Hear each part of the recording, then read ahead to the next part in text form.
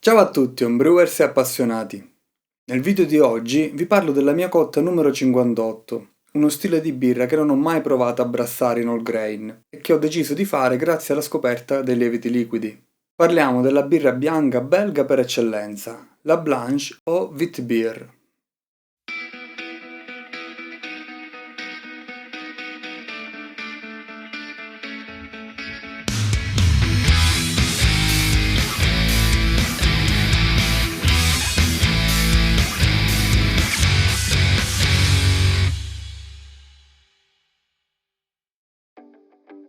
È una birra che storicamente ha delle origini molto antiche. Diffusa nella città di Lovaino in Belgio, la sua storia sembrava giungere alla fine quando l'ultimo birrificio nella vicina città di Hoegaarden chiuse i battenti nel 1955.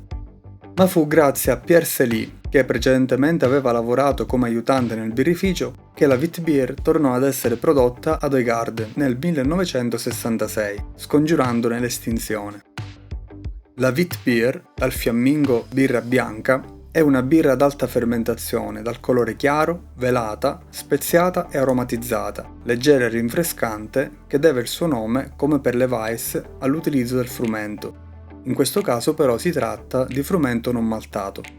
La chiave di questa birra è l'equilibrio tra il dolce del malto e le note acidule del frumento, la morbidezza al palato, che può derivare anche dall'uso di avena, un cereale ricco di beta-glucani e proteine, e le note speziate dovute ai fenoli prodotti dal lievito, che devono amalgamarsi bene con l'aromatizzazione che classicamente prevede coriandolo e bucce di arance.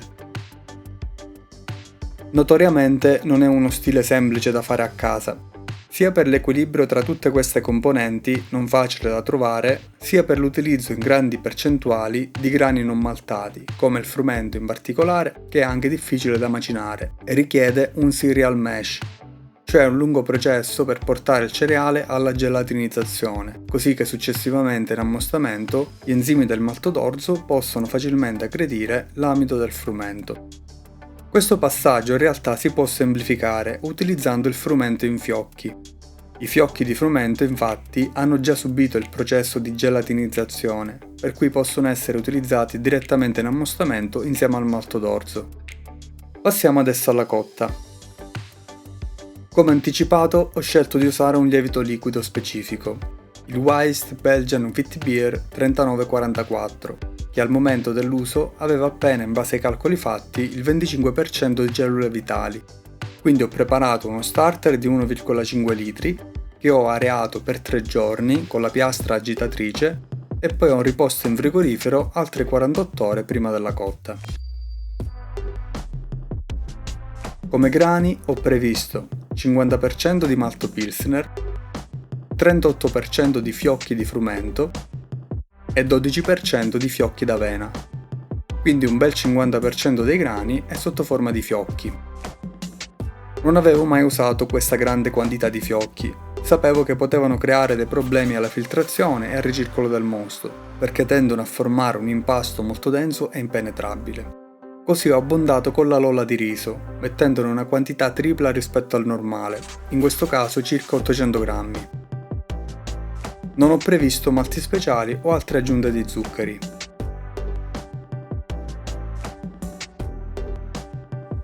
Ho scaldato 22,5 litri di acqua e ho aggiunto i grani.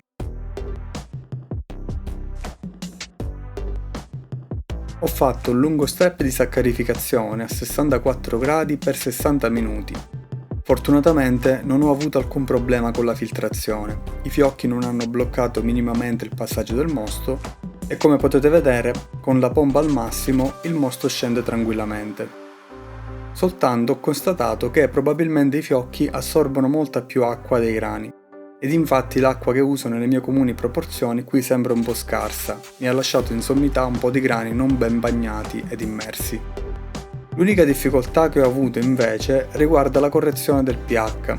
Non è stato un passaggio facile e veloce come di solito, Pur facendo le solite aggiunte di circa 4-5 gocce per volta di acido fosforico, il pH ha fatto veramente tanta fatica a scendere, e se considerate che per ogni correzione bisogna aspettare almeno 5 minuti per misurare nuovamente e poi correggere ancora, alla fine sono trascorsi ben 45 minuti, ho quasi completato la saccarificazione prima di arrivare a 5.3. Non era mai capitato. In questi casi bisogna sempre dubitare del pH-metro. Il sensore negli anni può iniziare a non lavorare bene e va sempre tarato. Nel mio caso il sensore ha meno di un anno e la taratura la faccio ogni volta prima della cotta. Anche la correzione dell'acqua di sparge è avvenuta senza problemi, quindi il pH-metro qui sembra aver funzionato correttamente. Finita la saccarificazione ho fatto uno step a 72 gradi per 10 minuti e poi il mesh out a 78 gradi per altri 10 minuti. Durante il mesh out rimetto la griglia superiore e continuo con il ricircolo senza mescolare più le trebbie. Questo mi aiuta a raggiungere una buona limpidezza. A fine mesh out arrivo alla densità di 1,59. Passo poi allo sparge per caduta con 12,5 litri di acqua che faccio scorrere per non più di 5 minuti.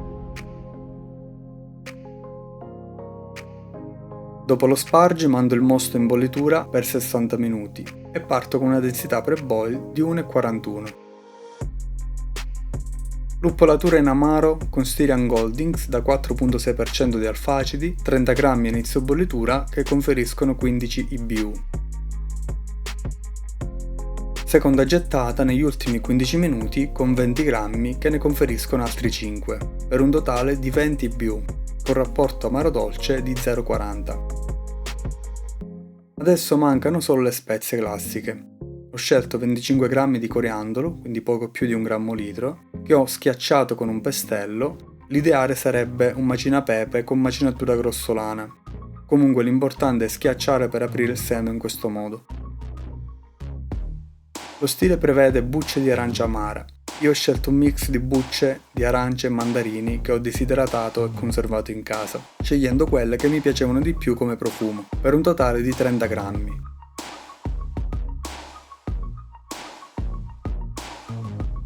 Spezie aggiunte negli ultimi 10 minuti, insieme al Protafloc che è un chiarificante con azione simile all'Irish Moss ma in formato e dosaggio differente.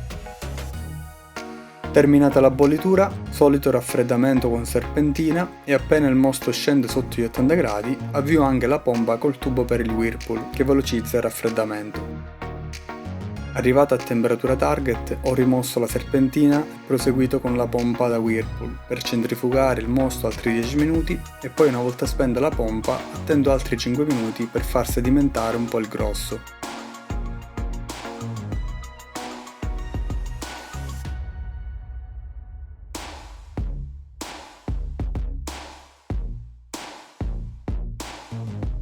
Una volta trasferito il mosto in fermentatore, misuro la densità di 1,49, quella prevista era 1,46.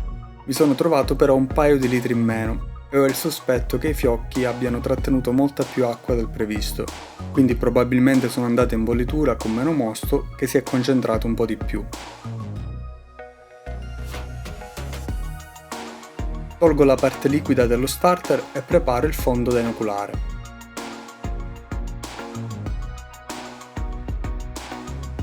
Inoculato il lievito, va ora ben ossigenato. Al momento non ho un sistema dedicato, quindi vado con la paletta per almeno un minuto.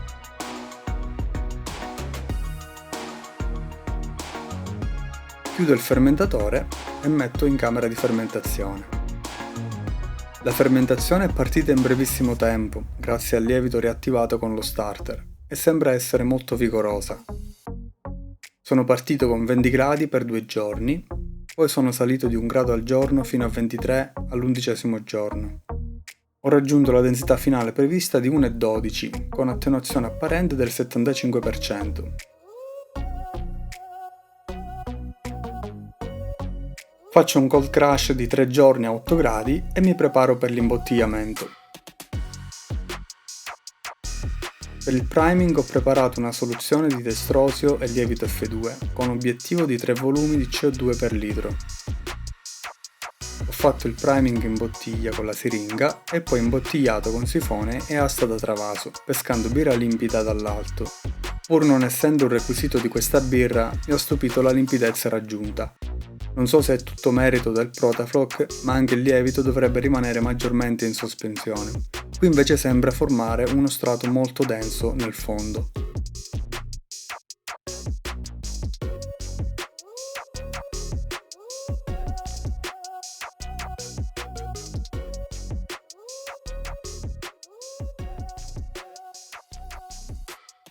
Vediamo come si presenta la birra dopo 3 settimane di rifermentazione e una breve maturazione.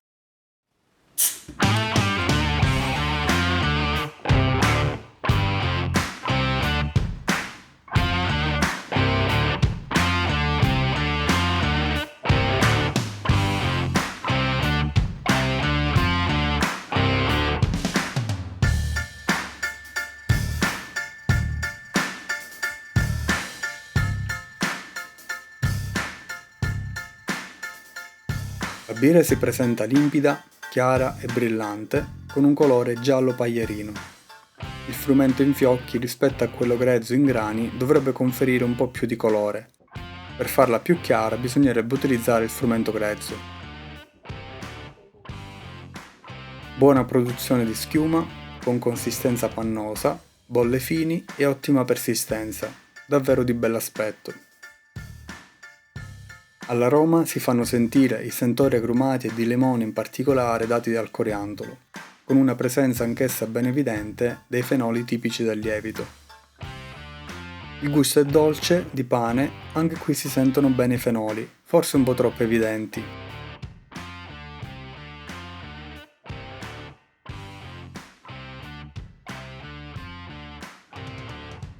Il corpo è medio leggero, con carbonazione che sembra un po' meno dei 3 volumi che ho dato, e il mouthfeel è setoso, piacevole in bocca. Soltanto il finale stona un pochino, perché tende a lasciare una leggera astringenza, che mi sembra di ricondurre alle bucce di agrumi che ho utilizzato. Nel complesso è buona e piacevole, non è pulitissima. L'equilibrio generale è un po' sbilanciato sui fenoli. Come dicevo all'inizio del video, è importante che tutte le componenti siano in equilibrio e che una non prevalga sulle altre. È anche vero che per motivi di video, per evitare la formazione di condensa nel bicchiere, ho assaggiato la birra a temperatura ambiente. Su questo stile è consigliabile rimanere tra i 6 e gli 8 gradi. Comunque la birra sarà presentata a diversi eventi e vi farò sapere poi il parere degli esperti. Finalmente sono riuscito a brassare una wheat beer, una birra che ho sempre evitato di fare per l'importanza dei lieviti liquidi e la difficoltà di dover sostenere un ammostamento con frumento non maltato. In fin dei conti queste preoccupazioni non erano così fondate. Su molti aspetti la birra è venuta abbastanza bene. Certamente c'è molto ancora da capire, in particolare sulla scelta del lievito o sulle temperature ideali di fermentazione da mantenere in modo da caratterizzare bene lo stile senza far emergere troppo esteri e fenoli. Se avete qualche consiglio da darmi su cosa avreste fatto voi di diverso, ad esempio sulla scelta del lievito, sulle temperature di fermentazione, sulle materie prime, l'ammostamento o la bollitura, fatemelo sapere nei commenti. Se il video vi è piaciuto lasciate un like e se non l'avete ancora fatto iscrivetevi al canale e attivate la campanella per ricevere tutte le notifiche sui prossimi contenuti. Il vostro supporto per me è sempre di grande stimolo e di aiuto per continuare. E ci vediamo al prossimo video.